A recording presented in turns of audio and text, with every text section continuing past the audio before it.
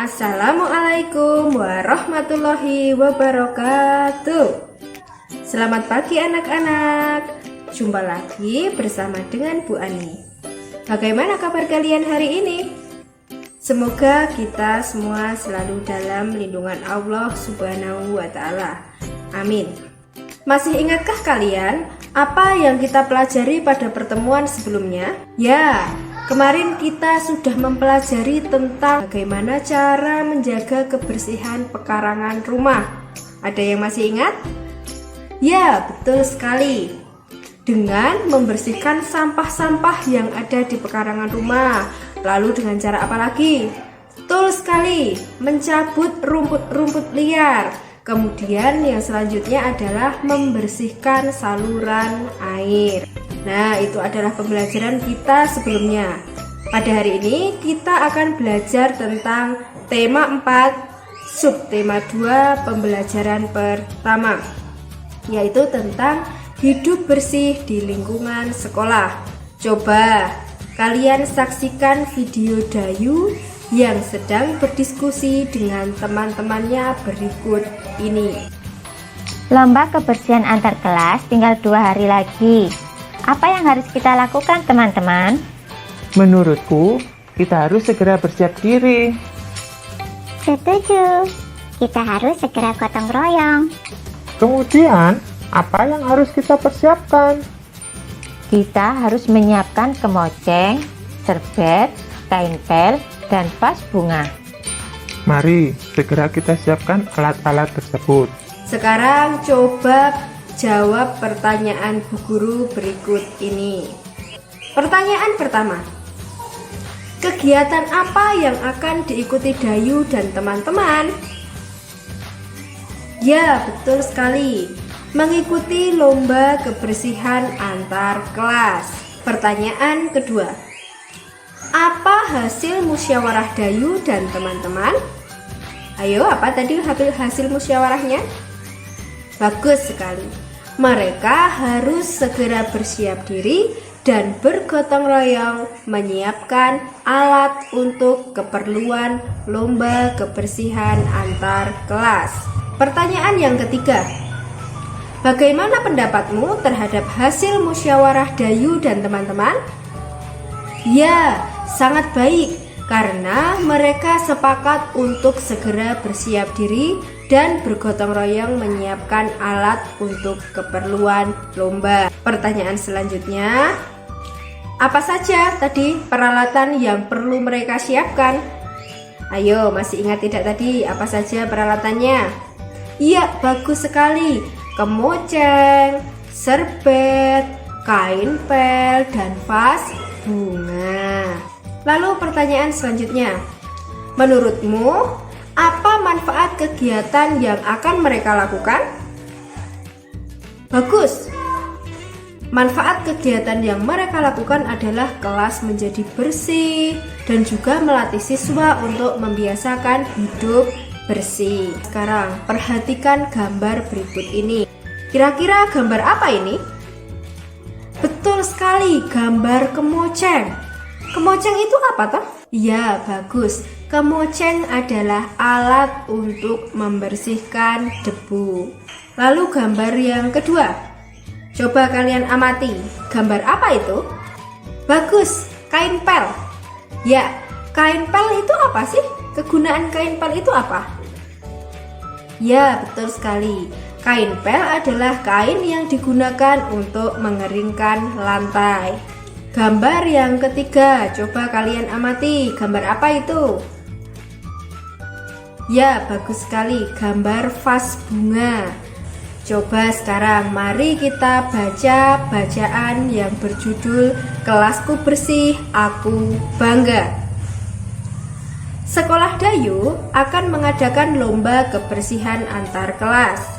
Dayu dan teman-teman bertekad untuk menang dalam lomba tersebut. Mereka mulai bebenah. Semua siswa ikut ambil bagian. Dayu dan teman-teman sepakat untuk mengadakan gotong royong. Dayu dan teman-teman mulai bergotong royong. Bagian pertama yang dibersihkan adalah ruang kelas. Semua siswa berbagi tugas, ada yang menyapu lantai, membersihkan kaca jendela, membersihkan papan tulis, dan menata ruang kelas. Semua siswa ikhlas mengerjakan tugas masing-masing. Kelas Dayu menjadi bersih dan rapi. Lantai, jendela, dan dinding tidak ada yang berdebu. Semua perabotan kelas pun tertata dengan baik. Ada juga hiasan dinding terpajang di dinding. Dayu dan teman-teman bangga punya ruang kelas yang bersih. Kelas yang bersih membuat siswa sehat. Setelah kalian membaca teks tentang kelas beku, bersih, dan bangga, coba amati gambar berikut ini. Kira-kira bagaimana suasana kelas yang kalian amati? Coba, bagaimana suasana kelas yang kamu amati? Bagaimana suasananya? Ya, betul. Kelasnya sangat bersih, sangat rapi, sehingga dalam pembelajaran juga terasa nyaman. Coba kalian tahu atau tidak, bagaimana ciri-ciri kelas yang bersih? Coba ada yang tahu? Betul, ciri-ciri kelas yang bersih. Yang pertama, tidak ada sampah berserakan. Lalu yang kedua, perabot kelas tertata dengan rapi. Lalu yang ketiga, tidak ada debu yang menempel di meja, kursi, jendela, maupun di lantai. Semuanya bersih. Dalam kegiatan bersih-bersih ruang kelas tadi, teman-teman Dayu ada yang membersihkan jendela, ada yang membersihkan lantai, ada yang membersihkan meja, ada yang menyapu. Nah, coba kalian amati gerakan menyapu lantai. Bagaimana gerakannya? Seperti ini. Maju, mundur, ke samping kanan, ke samping kiri. Coba untuk memperjelas, kalian amati video gerakan tari menyapu lantai berikut ini. Sekarang, coba kalian perhatikan Dayu yang sedang menyapu. Perhatikan pula dia yang sedang memperagakan gerakan menyapu lantai. Perhatikan gerakan kepalanya, perhatikan gerakan tangannya, perhatikan pula gerakan kaki dari Dayu. Dan beginilah Dayu ketika sedang menyapu. Coba kalian perhatikan lagi dengan seksama.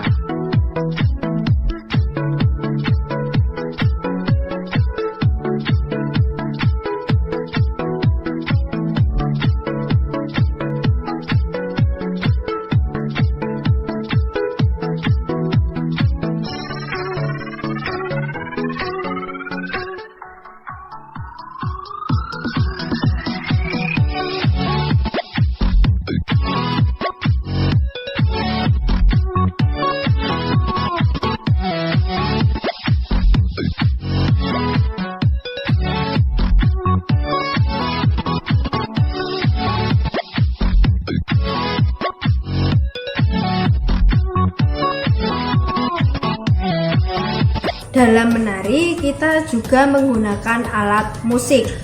Alat musik yang bisa digunakan ada rebana, ada gendang, ada tifa, dan masih banyak lagi. Coba kalian saksikan video berikut ini.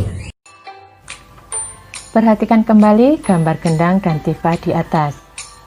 Dinding gendang membentuk pola segitiga.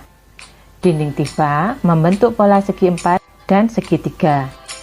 Masih ingatkah dengan sisi, sudut, dan titik sudut pada bangun datar? Di pembelajaran sebelumnya, kita sudah belajar mengenal sisi, sudut, dan titik sudut. Coba kalian perhatikan gambar berikut ini. Sisi atau ruas garis adalah garis terluar dari bangun datar. Sudut adalah perpotongan dari dua sisi, sedangkan titik sudut adalah titik tempat pertemuan dua sisi. Sekarang, mari kita berlatih menentukan bangun datar sesuai dengan banyak sisi, sudut, dan titik sudutnya. Kalian perhatikan dua gambar gajah tersebut. Gajah yang pertama, banyak sisi, sudut, dan titik sudutnya ada 3. bangun datar dengan ciri-ciri memiliki sisi, sudut, dan titik sudut sebanyak 3 merupakan bangun datar segitiga. Sedangkan gambar gajah yang kedua, banyaknya sisi, sudut, dan titik sudut ada 4. Bangun datar dengan ciri-ciri memiliki sisi, sudut, dan titik sudut sebanyak 4 merupakan bangun datar segi 4. Sekarang perhatikan bangun datar mulai dari A sampai I. Bisakah kalian menemukan bangun datar segitiga?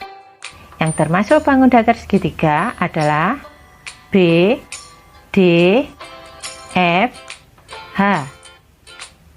Nah, sekarang bisakah kalian menemukan mana saja yang termasuk bangun datar segi 4? Yang termasuk bangun datar segi 4 adalah bangun A, C, E, G, dan I. Nah, anak-anak, untuk meningkatkan pemahamanmu, kelompokkan bangun datar berikut. Kelompokkan sesuai dengan banyak sisi, sudut, dan titik sudutnya.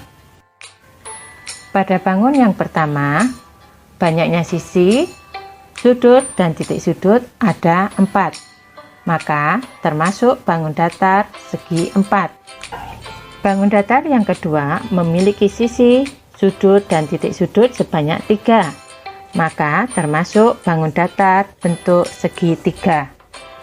Bangun datar yang ketiga memiliki sisi, sudut, dan titik sudut sebanyak 4, maka termasuk bangun segi 4. Sedangkan pada bangun nomor 4, banyaknya sisi, sudut, dan titik sudutnya ada 3, maka termasuk bangun segitiga. Pada bangun nomor 5, banyaknya sisi, sudut, dan titik sudut ada 4, maka termasuk segi 4.